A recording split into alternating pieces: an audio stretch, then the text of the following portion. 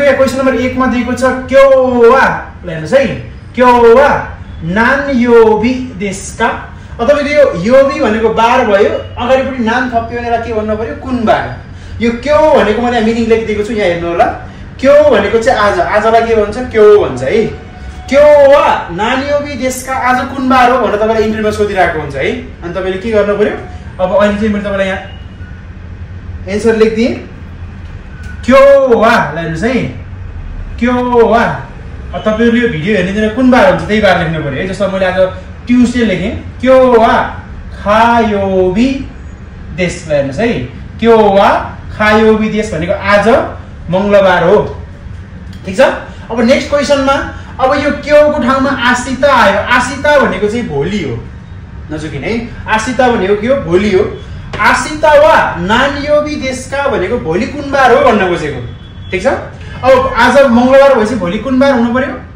अब आसिता वा अब के लेख्नु पर्यो सुयोबी सुयोबी देश ल हेर्नु त आसिता वा सुयोबी देश भनेको भोलि बुधबार हो ठीक छ त्यसै गरी नेक्स्टमा हेरौं यसपछिकोमा के दिएको छ अब यहाँ किनौ दिएको छ अब याद गर्नुस् है जापानिज भाषामा हामीले पछि लेसन 4 मा गइसकेपछि पास्टको बारेमा टेन्सको बारेमा कुरा गर्छौं एउटा पास्ट टेन्स हुन्छ एउटा प्रेजेन्ट र फ्युचरको एउटा टेन्स हुन्छ अब यहाँ किनौ वा नानयोबी देशिताका भनेको छ है माथि देश छ यहाँ के छ देशिता छ अहिले सर्टकटमा के बुझ्नुस् भन्दाखेरि किनौ भनेको पास्ट हो हिजो हो तपाईको हिजोको बारेमा कुरा गर्दाखेरि यो देश भनेको प्रेजेन्ट भर्ब हो अब यसलाई हामीले पास्ट र देशिता भन्छौं देशको पास्ट फर्म के हुन्छ देशिता हुन्छ यो देश भनेको हो यो भनेको हिजो के बार थियो भन्न खोजेको है हिजो के बार थियो किनौ भने के रहेछ हिजो अब त्यसको कारणले हामीले के लेख्ने एन्सरमा किनौवा अब आज मंगलबार भएपछि हिजो के बार भयो सोमबारलाई के भन्छ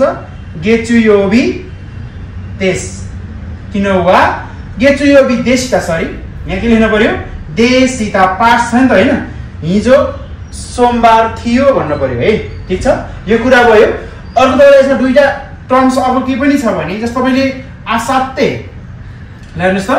आसाते भनेको पर्सि हो यसलाई पनि याद गरिराख्नु होला पर्सि के बार हो पनि भन्न सक्छ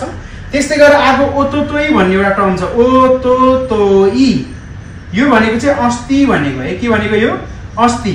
यो भनेको द डे बिफोर यस्टरडे है यति बेला पनि जस्तो अस्ति के बार थियो भन्न सक्छ पर्सि के बार हो भन्न सक्छ त्यही भएर यति टर्म याद गर्नु पर्यो क्यो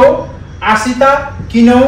आसाते र ओतोतोई यति कुरा याद गर्नुभयो भने आज के बार हो भोलि के बार हो भनेको तपाईले एन्सर दिन सक्नुहुन्छ